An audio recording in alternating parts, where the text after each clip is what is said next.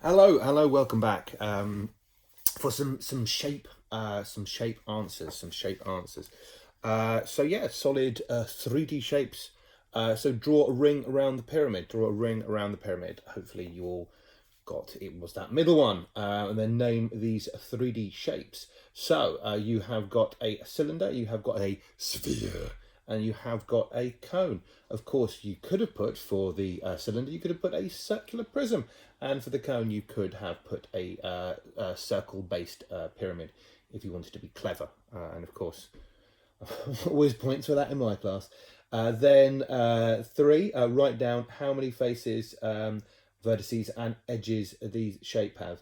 Yeah, I mean, yeah, if you were lucky enough to have some of these in your house, you could have actually sort of gone around and counted them, or you could have just looked over here and seen that the pyramid has five faces, five vertices, and eight edges.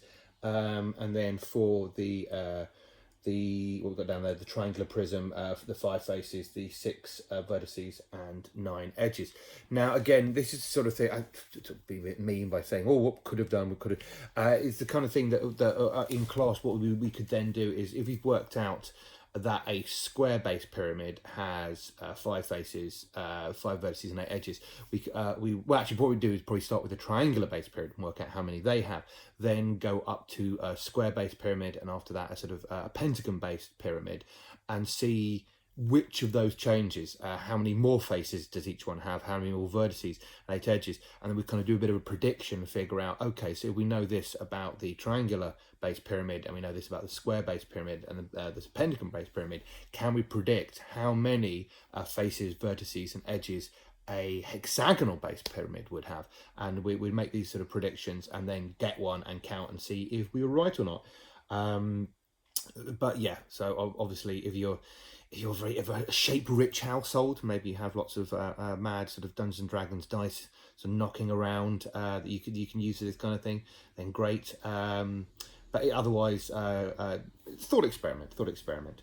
So yeah, for the challenge, and again, if we were doing this in class, if actually this is probably this bit is probably nicer to do in the home.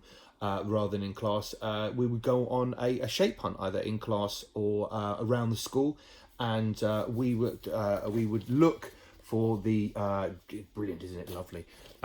We would look for the different shapes. It doesn't have to be these shapes. These are just the ones that I thought you would probably have a fair few of in your house. Cube, cuboid, sphere, and cone. You can use any 3D shapes you like.